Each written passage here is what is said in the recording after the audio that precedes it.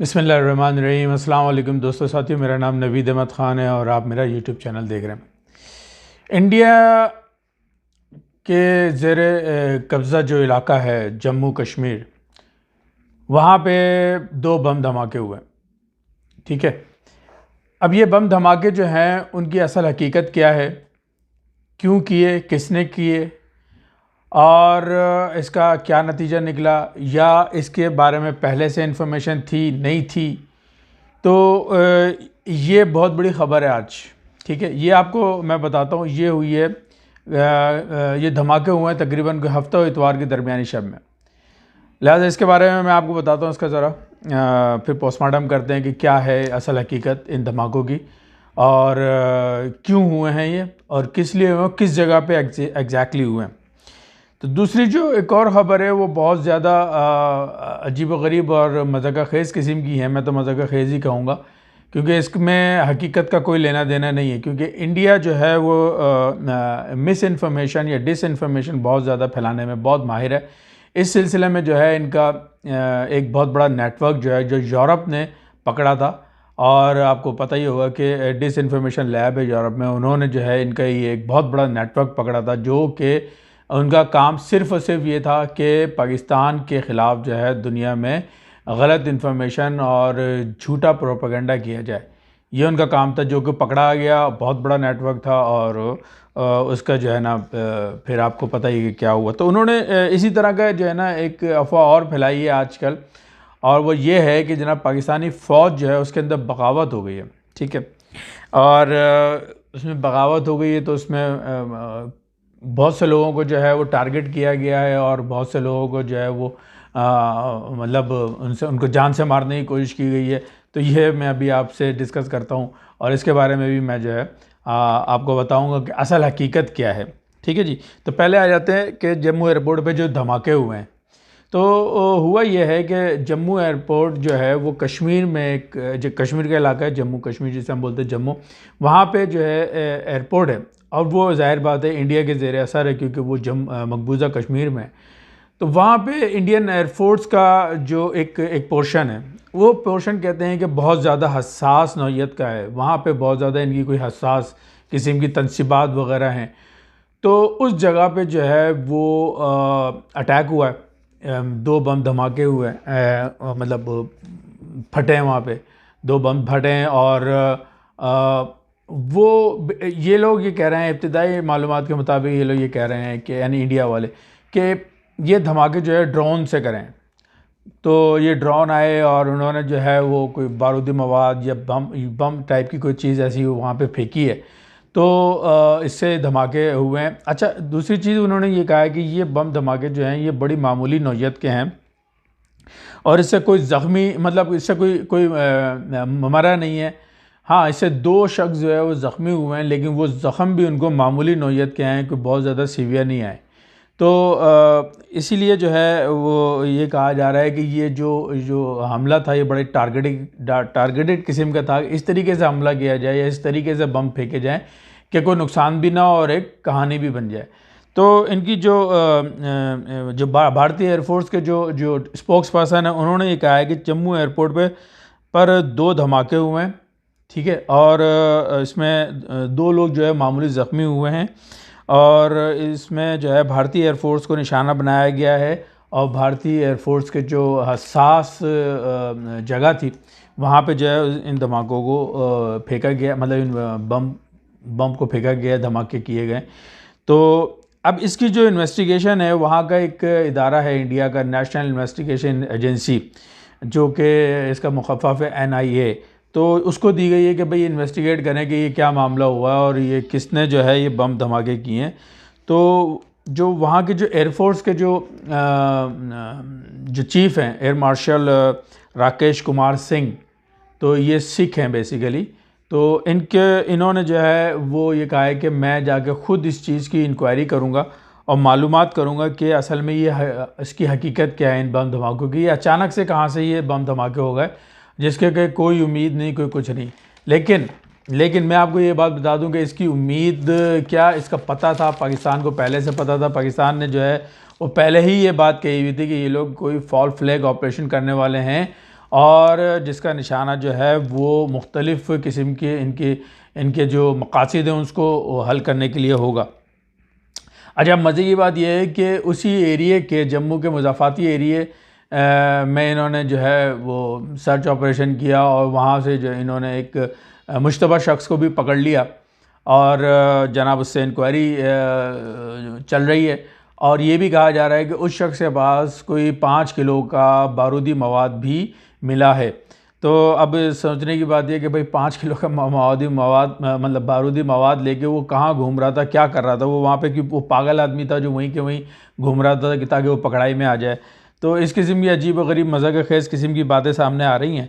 और इनके spokes person ने ये बात भी कंफर्म की है कि ये जो धमाके हुए हैं ये हफ्ते और इतवार की दरमियानी शब में हुए हैं। तो अब ये कह रहे हैं कि भाई अपना गलती जो है वो चीफ़ जो हैं इनके एयरफोर्स के जो चीफ़ हैं, गलती असल में उनकी है। तो अब थोड़ा सा हम इसका बैकग्राउंड चेक कर लेते हैं। बैकग्राउंड इसका इस तरीके से है कि अभी आपको पता है कि पिछले दिनों जो है वो दिल्ली में कश्मीर के मामले पे एपीसी बुलाई गई। ठीक है, इस एपीसी में जो है वो कश्मीर की जो पार्टियां हैं, जो हुर्रियत कॉन्फ्रेंस वालों को अलग हटा के जो कश्मीर की जो सियासी पार्टियां हैं 6 तकरीबन कोई 5-6, उनमें से एक बड़ा नाम जो है फ़ारूक अब्दुल्ला और जो दूसरे हैं महबूबा मुफ्ती वगैरह, ये बड़े नाम जो सब जानते हैं, वो उन लोगों को भी इनवाइट किया गया और उन्होंने भी शिरकत की। तो इनका जो प्लान था वो 3 पॉइंट एजेंडा था कि कश्मीर को जो है वो तकसीम कर दिया जाए। लेकिन जो महबूबा मुफ्ती थी, महबूबा मुफ्ती ने जो है ज़रा अलग हट के जो है स्टैंड लिया था इस कॉन्फ्रेंस में, और उन्होंने जो है वो इंडिया की बात नहीं मानी थी। इंडिया को उन्होंने बल्कि इस तरीके मतलब एक स्टैंड लिया उनके ख़िलाफ़, और उन्होंने काफ़ी हार्ड टाइम देने की कोशिश की है मोदी को, कि उनका मुतालबा ये था कि जो 5 अगस्त का जो स्टेटस है इंडिया का, पहले वो बहाल किया जाए, यानी 370 बहाल किया जाए। फिर उसके बाद में हम जो है सोचेंगे कि अब हम क्या करना है, क्योंकि ये कह रहे थे कि भाई या तो आप इस तरीके से करें कि कश्मीर को तकसीम करें, और या फिर ये कि इलेक्शन करें और उसमें आप हिस्सा लें और जा कर के इलेक्शन लड़ें, ताकि मतलब हमारे कठपुतली बन के आप इलेक्शन लड़ें और जो भी जीतेगा वो हमारे ही होगा, यानी फ़ारूक अब्दुल्ला होगा या महबूबा मुफ्ती होंगी, जो भी होगा वो हमारे ही होगा।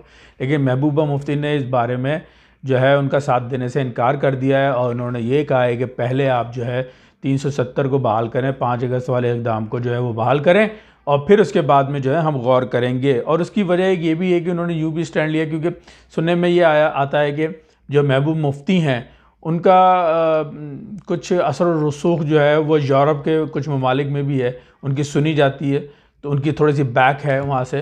तो इस वजह से जो है महबूबा मुफ्ती जो है मोदी को जो है वो टफ़ टाइम दे सकती हैं, और वो दे रही हैं।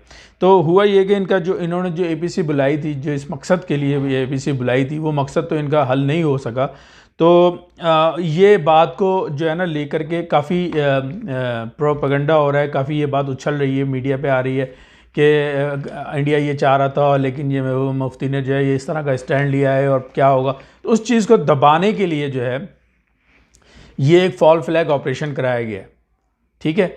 और ताकि जाहिर बात है जब एक ऑपरेशन फॉल फ्लैग होगा तो लोगों की जो नज़रें हैं वो, क्योंकि इंडिया और पाकिस्तान ये फ्लैश पॉइंट पे हैं, इंडिया पाकिस्तान कश्मीर ये फ्लैश पॉइंट पे हैं, कुछ भी होता है तो सबकी नज़रें उधर चली जाती है। तो ये जो बाकी के जो मामला आते हैं ये छोटे मोटे गिरदाने जाते हैं, ये किसी गिनती में नहीं आते हैं।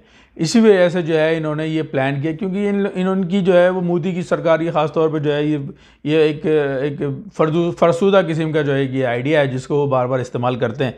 तो जैसे पुलवामा का हमला वगैरह करवाया था, और भी बहुत सारी चीज़ें थी। तो इस वजह से जो है वो इसकी तवज्जो एपीसी में जो कुछ हुआ, जो इनके प्लान फेल हुए, एपीसी बिल्कुल फेल हो गई, उसकी तवज्जो हटाने के लिए ये फॉल फ्लैग ऑपरेशन करवाया गया, जिसकी कि इन्फॉर्मेशन पाकिस्तान को पहले से थी कि ये होगा। और दूसरी जो एक मेन वजह है वो ये भी है कि जो इनके बप्पन रावत हैं, बप्पन रावत जो हैं, आपको जैसे पता होगा कि पहले इनके आर्मी चीफ रह चुके हैं। तो जब आर्मी चीफ थे तो उस वक्त, क्योंकि ये बहुत ज़्यादा प्रो बीजेपी हैं, मोदी सरकार के बहुत ज़्यादा जो हैं वो हिमायती हैं, तो मोदी ने चाहा था कि किसी तरीके से ये इंडियन फोर्स के चीफ ही रहे हैं, लेकिन क्योंकि इनका रिटायरमेंट का टाइम करीब आ गया था, बल्कि हो गया था, तो इनको एनी हाउ रिटायर होना ही होना था और कोई रास्ता नहीं था। तो उसका उन्होंने एक तरीका ये निकाला कि उन्होंने इनको एक तो होता है एयरफोर्स, मतलब आर्मी चीफ होता है, इन्होंने एक नई वजारत निकाल दी और वो दिफाई चीफ करके इन्होंने इस तरह का कुछ कर दिया। तो वो बिपिन रावत जो हैं वो पूरी फ़ौज के बेसिकली चीफ हैं और अपनी चलाने की कोशिश करते हैं, लेकिन उनके और उनकी फ़ौज के दरमियान भी बहुत ज़्यादा जो है वो इख्तलाफात पाए जाते हैं। इनको कोई पसंद नहीं करता, वो ख़ुद बहुत से लोगों को पसंद नहीं करते और उनको भी कोई नहीं पसंद करता। जिसमें से एक एयरफोर्स के जो चीफ़ हैं, जो मैंने अभी आपको उनका नाम बताया, कि आपको पता है कि वो कौन है? वो हैं, मैं आपको बता दूँ, राकेश कुमार सिंह। मैं उनका नाम बता रहा हूँ कि उनका नाम है राकेश कुमार सिंह। जैसे कि नाम से वो ज़ाहिर होता है कि वो कौन है, वो सिख बिरादरी से ताल्लुक़ रखते हैं। तो इस वजह से भी शायद तो बिपिन रावत ने ये प्लान किया कि भाई इस तरीके से हमला कराया जाए और इससे उनका एक तीर से दो शिकार हो जाएंगे। एक तो एपीसी वाला जो मामला है उससे लोगों की नज़रें हटेंगी, उसकी तवज्जो हटेगी। दूसरे जो है ये मामला जो है सीधा सीधा जो है वो उसके ऊपर जाएगा, जो राकेश कुमार सिंह है उनके ऊपर, क्योंकि सीधा अभी हालांकि इन्वेस्टिगेशन इब्तदाई मराहिल में है, अभी तो स्टार्ट ही हुआ है। तो उन्होंने जो है सीधा सीधा इल्ज़ाम लगा दिया कि ये जो है एयर चीफ जो हैं उनकी कोताही की वजह से ये सिक्योरिटी लैब से, तो ये जो जिम्मेदारी है इनकी थी, इनकी कोताही थी, इस वजह से जो है ये प्रॉब्लम हुई है। यही वजह है कि उस चीज़ को जो है वो उनके ऊपर इल्ज़ाम आया है, तो वो ख़ुद गए हैं वहाँ पे राकेश कुमार सिंह और ख़ुद जो है वो इन्वेस्टिगेट कर रहे हैं इस चीज़ को। अच्छा जी, अब आते हैं जो डिसइंफॉर्मेशन, जो एक अजीब सी ख़बर, यानी एक अफवाह कह लेके वो फैलाई गई है, और वो ये कि जनाब पाकिस्तानी फ़ौज में बगावत हो गई है। ठीक है, पाकिस्तानी फ़ौज में बगावत हो गई है और पाकिस्तानी फ़ौज में जो है वो कुछ ऐसे अनासिर हैं जो कि आर्मी चीफ़ को मारना चाहते हैं और उन्होंने उनके ऊपर कोई अटैक वगैरह भी किया है। अब सोचने की बात यह है कि पाकिस्तानी जो चीफ़ हैं कमर जावेद बाजवा साहब, वो तो ऑलरेडी जो है वो बैरून मुल्क के दौरे पे थे, 2-3 मुल्कों का दौरा करके वो एक हफ़्ते के बाद पाकिस्तान वापस लौटे, वो तो यहाँ पे थे ही नहीं। दूसरी सबसे बड़ी बात यह है कि भाई पाकिस्तानी जो फ़ौज है, वो मैं आज बता दूं कि पाकिस्तानी फ़ौज के अंदर जितना डिसिप्लिन है, इतना डिसिप्लिन शायद ही किसी और फ़ौज के अंदर होगा। और यही वजह है जो हमारे पाकिस्तान के अंदर इंतहाई अंदरूनी और बैरूनी इंतहाई कोशिशों के बावजूद जो अवाम है वो फ़ौज के ख़िलाफ़ नहीं हो सकी और ना ही होगी इंशाअल्लाह। तो इस वजह से जो है वो, अब जबकि आप ये देखें कि इंडिया जो है वो फिर भी बाज नहीं आ रहा, हालांकि उनके इतना बड़ा जो है वो स्कैंडल पकड़ा गया कि वो पाकिस्तान के ख़िलाफ़ जो है वो